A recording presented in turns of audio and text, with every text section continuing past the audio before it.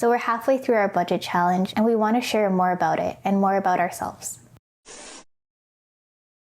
We made a personal challenge for ourselves of $160 a month for groceries for 4 months.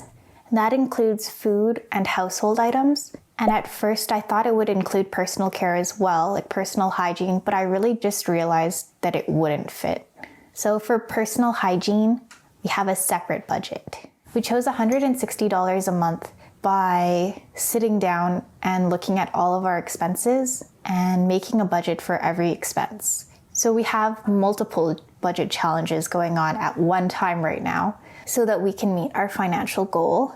We chose $160 a month by taking into account all of our food backstock and our household backstock. So we had a lot of dishwasher detergent because we buy it in bulk. We had a lot of beans. We had a lot of pasta. Had a lot of sugar, flour, ham, beef. Also had extra toilet paper. We took into account everything we had. And with that in mind, we chose a conservative number that would help us reach our financial goal. And we made our financial goal when we sat down to plan our finances. And when we did that, we also looked at a bunch of different avenues that we could take to make our financial goal. And so this budget challenge was one of those ways. It encompasses our variable costs for food. It doesn't include our budget for coffee, as coffee is not variable for us. It's really important for work for my husband, unlike tea, which is in our budget challenge because it's more optional. And we've done a similar challenge in the past, but only for 1 month, so we felt confident that we could survive and thrive on $160 a month for 4 months. We started the challenge 1 week before we started documenting the challenge, but we will be doing the full 16 weeks of the challenge on YouTube. So we're actually going to be doing an extra week for ourselves and consider that extra savings.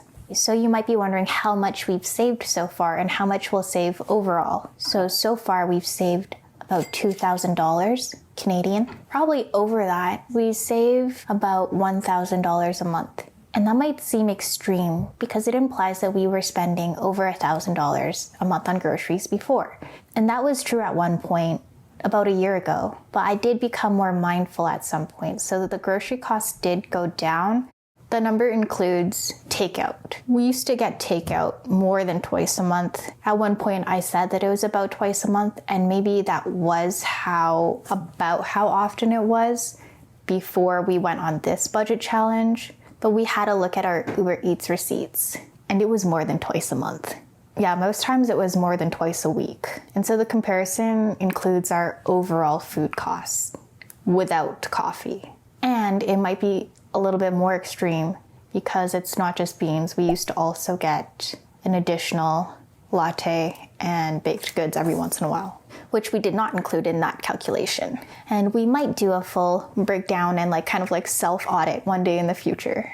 You might be wondering, how did we spend so much money on groceries in the past? Food delivery aside, on average, $450 to $1,100 a month. Yeah, we just had some habits that just add up. If you think about it, if you have some nachos, just as a snack every week, that could easily be $15 a week, which is $60 a month just for one snack of nachos, which doesn't really fill you up. We used to get bubblies, we used to get mango juice.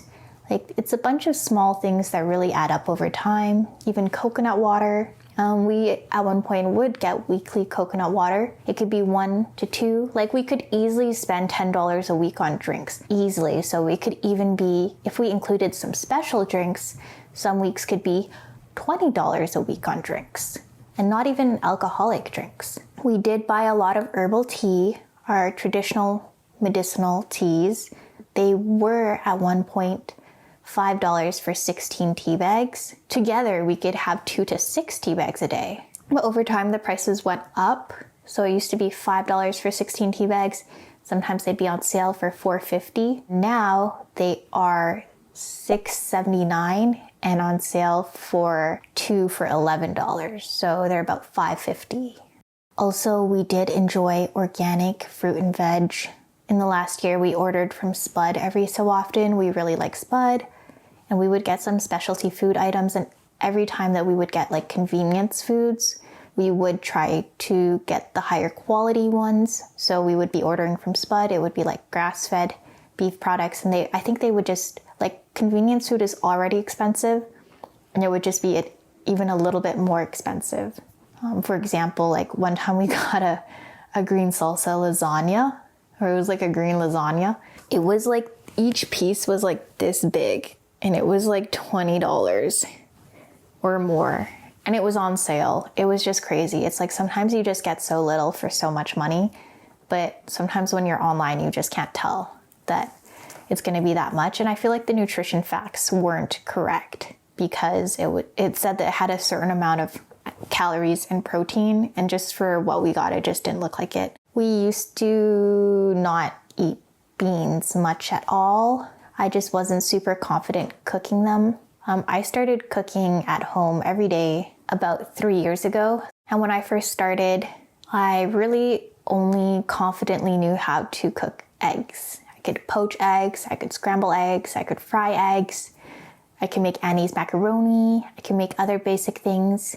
But I didn't really feel comfortable cooking any meat. But at this point, I'm comfortable cooking beef, I can cook pork, and I can bake chicken. We used to eat beef every day. There was a really good deal at Superstore, or I thought so. We used to definitely hunt for deals. We were aiming to spend less, but I think I actually got trapped in the deals sometimes. You know, I would get really excited. Like when I was younger, I had a bit of I don't know if it's shopping addiction, but I really enjoyed shopping, and I transferred my love for shopping to grocery shopping. So I'd be looking for deals a lot, but I wouldn't always have a plan of how to use things. And a lot of the things I bought were kind of like aspirational. And at this point, they have been used, but some things did rot. There have been multiple, every time that I've bought beets, I haven't cooked with them except for one time. I don't think I did it very well. Prior to the challenge, there are a few green cabbages that have also rot. In general, I did pretty well with not wasting food. If I would waste it, then I would just stop buying it. So we ended up cooking the same thing a lot of the time. And our regular meals would be like beef pasta, burgers, salmon cakes, baked chicken with like a variety of different carbs. And I cooked a lot of onions. We used to go through 3 pounds of onions a week, easy. There was a time last year where I think a fruit went bad in the fruit drawer, and I started getting intimidated of the bad fruit. And so we didn't eat fruit for a while. But once we cleared that out, we started eating fruit every day. And so we would have 1 orange and 1 apple, and I would only buy the organic apples. Now on our budget challenge, we're just at 1 fruit a day for the most part now. We choose to challenge ourselves to make our financial goal. And then we also like playing survival games. So we don't have much time to play anymore, so maybe that's why we're more open to this sort of challenge. In survival games, oftentimes you're looking for food. That's the main one. Clothes, items that you can craft with. Sometimes you're making shelter, sometimes you're not. All that to say, we live comfortable lives, and then we enjoy the challenge of having to survive. And we also like the show Survivor, where they also have to survive, but it's different. It's within a game. We enjoy the weekly shop. We enjoy like hunting for our food. We used to get basically exclusively grocery delivery. We found the journey to the store to be very uncomfortable. It's not just that, it's like the weekly shop is a habit that I've had for a long time. So I would fill up our cart with like what we would buy. And over time we did have a budget. I did aim to be, I think it was around $150 a week, but sometimes we would be like $200 a week. And before that, it was just like whatever it was. And it was probably like $200 to $300 a week. But my husband, I work part-time and he works full-time, and physically I'm not able to shop by myself. I'm not able to lift heavy. My husband was like very busy with work, so we didn't have time to shop. And then also the shopping experience is a lot on the senses. It's a lot. Some people might not notice, but we do notice. We notice a lot. It may not bother some people, but the music in the store bothers us. The lighting in the store bothers us. The busyness of the store bothers us. It's not just it bothers us, it like makes us extremely uncomfortable. And we don't have a lot of experience enduring that sort of discomfort. And when we had the choice, we just decided not to. So we find it really empowering to do that now and to build the skills of shopping in person. We're a newly married couple in our early 30s. We're born-again believers and followers of Jesus Christ. That might not seem relevant, but so much of our lives flow from the relationship that we have with Jesus. And our perspective on life and on finances are based on his presence and his promises. Also about my husband and I. So we're both freelancers who used to work 9 to 5, and we felt daily dread going to work. My husband and I stand in agreement that we choose quality of life over financial stability. We're working towards financial stability, but we rather live on a small budget and build little by little than choose work that makes us dread work days. Because we need to make a substantial living to live anywhere. And if doing that sucks, then daily life quality goes down, and we've suffered enough, and we won't let each other suffer anymore. Although a low budget isn't luxurious or convenient, it's good. It's not easy. The first few weeks felt easy, they felt new, they felt fun. And it still is new and fun. There's also a lot that comes with mostly eating beans. It's quite a bit more tedious to cook. And there are other options than beans, but I prefer to work on one thing at a time, so I can go for every option, just like go for tofu, go for edamame, go for like different things. But like a skill that I really wanted to learn on this budget challenge was to cook beans and to cook them well. And I'm still learning that, so I'll probably still be doing that for a while, and my husband as well, because we're in it together. We spend time cooking things that we like with what we can get, and we try a lot of new things.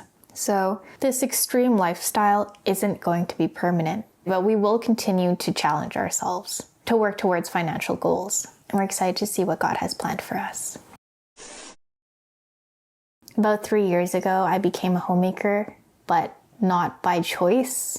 I left my 9 to 5 because I was dealing with serious pain, chronic pain, from being so sedentary and just from the stressful environment.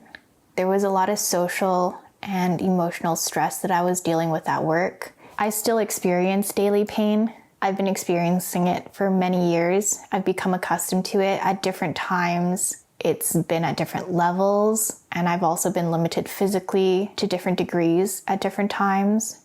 A few years ago, I could only walk 5 minutes on flat ground one way and then back home.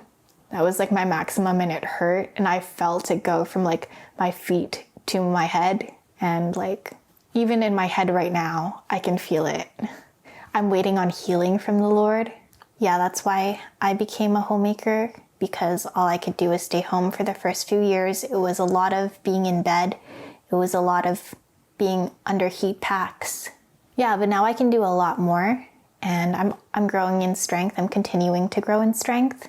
And I'm also hopeful. At different points I've fallen into despair just about like how difficult it is and how it kind of sucks.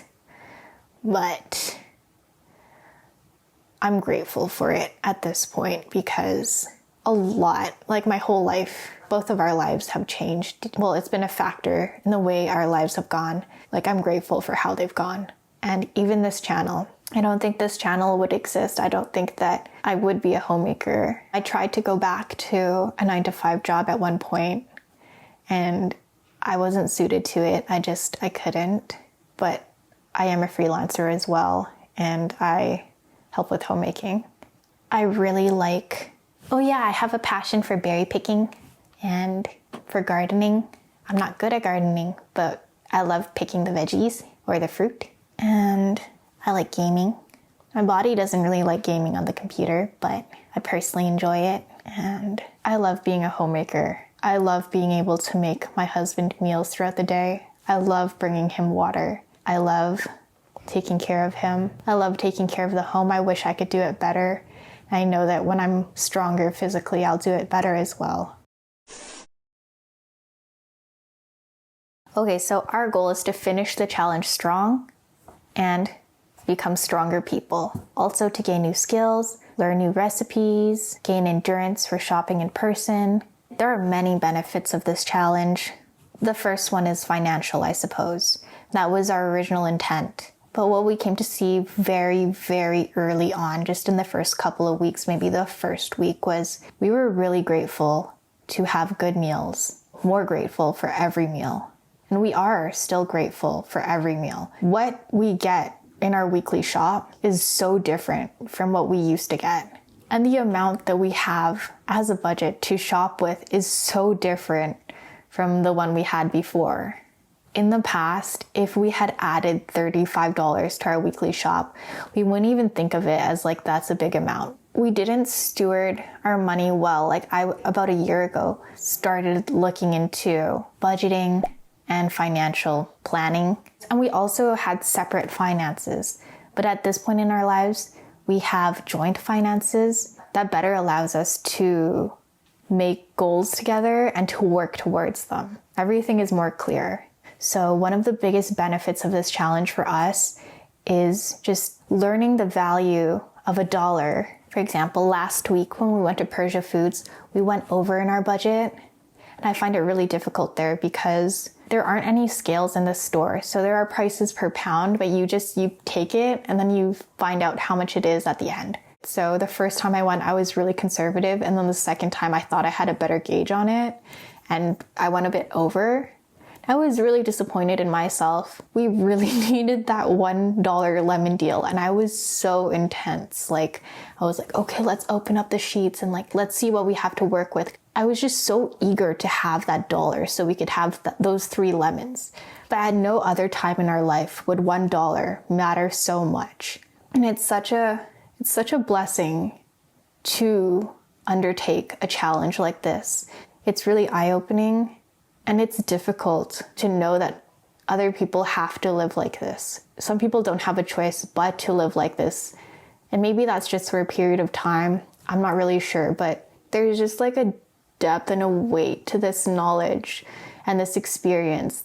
All of these feelings and ideas are still processing within me.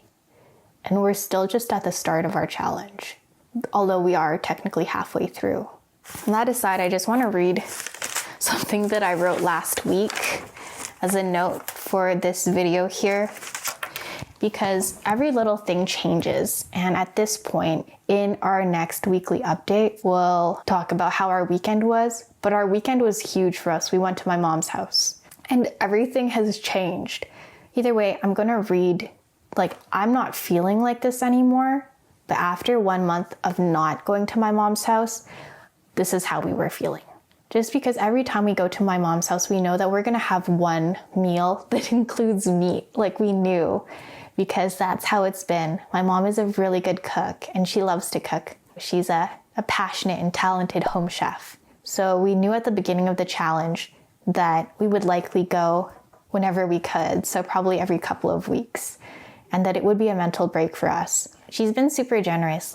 She gives us some groceries every time, or just a little something that she got a good deal on, or if there's a big pack, she'll split it with us. So we also knew that there was a chance of some bonuses, little treats within our challenge. So we kind of also took that into account. But that aside, I'm going to read what I wrote before we went. So these are ideas for the 2-month check-in. It's becoming a little like Survivor. We're eating less than usual. It's progressed past just losing out on snacks for pleasure and luxury items to only being able to get the necessities and needing to be extremely strategic to do that. Relying on weekly deals. Things like tea are coming into question in our minds, and rationed like coffee. Rationing is a new word in our vocabulary and our lives. So, yeah. And just like Survivor, when we went to my mom's house for dinner on Saturday, I don't know if you guys have watched Survivor, but it's basically a game where regular people will go. It's a social and physical game and a survival game. Basically, these people will only eat what they can forage on the island, and sometimes they'll get rice as well, but they eat very little, but they do a lot more physical activity than we do. But what feels similar to it is we have more variety than them, but we have a lot less variety than what we're used to in the past. And we have a lot less meat than what we're used to in the past. We used to eat meat daily. Meat and eggs were our main sources of protein, and salmon. Yeah, like when we went to my mom's house for dinner, it was like having like one of the reward meals. Sometimes they can win a challenge and they'll get a reward meal, and it's just like a lot of food, and just like the taste of chicken was incredible. So another benefit, we've become more appreciative of every dollar we have, every dollar we make, every dollar that is gifted to us. A friend from church, she's regularly given us gifts, like $20, and then she'd be like, get a treat on Jesus. Like, we were always so appreciative. Like, it meant so much. Like, I've definitely been brought to tears. But we didn't manage our finances well, but that also made us feel like we couldn't spend. So it seems like we were just like living comfortably, living like a life of luxury. But in truth, a lot of what we felt was like we were living just like with what the basics we needed, and we just fell into a routine to have meal delivery. So it sounds like, oh, $20 wouldn't be a lot to us, but it really meant a lot to us. But it just means so much more now. Another benefit of the challenge is showing us that we can be happy without the pleasures of food. We still find a lot of pleasure in our food, but we did before really look forward to like the next takeout pizza. Actually, a lot of that pizza wasn't even in that calculation that I mentioned earlier. But it's not just pizza. It would be like, we're really tired. We're both too tired to cook. Okay, we're gonna order. Oh, we have an Uber Eats discount. Oh, 40% off. Okay, like definitely order. And be like, oh, we get Fat Burger. It's so good. It's like life-changing good. Okay, not really, but kind of. And then like we would get it like 2 more times, even if the discount is gone. Yeah, we discovered that we could be happy without takeout food, without ordering dinner in, without that like special treat, that special meal. We still have special meals together that we cook. Another benefit is weight loss. I noticed around the 3rd or 4th week. My husband noticed around week 7. So the weight loss has been subtle, but it was noticeable. It's nice because we were hoping to lose weight before the challenge, but it was a little bit difficult. I attribute the weight loss to many factors. We switched our protein source from mainly lean beef to lentils, so there's a lot less fat in that. Measuring our milk, having as little milk as we can, whereas before we could easily overpour into our teas. And we've also started measuring our oil, because in the first week on the challenge, we went through 500 milliliters of oil, or roughly 500 milliliters of oil. And I was like, wow, this is not gonna last us. And I planned for this to last us almost the whole challenge. We also tried to fry less things, so maybe that also makes a difference. Overall, we're consuming less calories and we're slowly losing weight. Another benefit of this challenge is this community. It's so nice to have so many minds on this journey with us. Another benefit of the challenge is gaining confidence and courage for the camera to be online. For my husband and I as a couple, we have plans for future budget challenges. We have a goal that we want to work towards, a substantial goal that will take roughly 3 years. Also, our future after this challenge will likely never be the same. We're changing as people, and we're halfway through. I think that the last 2 months will be the most intense. We've already changed a lot. When we first started the challenge, I felt quite confident that we would just go to Superstore or Walmart and Kin's. I didn't think that we would go to Persia Foods. And the thought was pretty daunting because it's a store we don't know. We didn't want to explore something new. Like, I thought that we would do it when we have extra time and energy, we'll go to explore it. I didn't know it would become a necessity, but it has become a necessity. And there are other places that we also want to explore, and maybe they'll become necessities as well. We'll see, like Bulk Barn and Costco. Yeah, we're changing as people, and we never want to go back to the people that we were. And I don't think that we can, and I'm glad that we won't.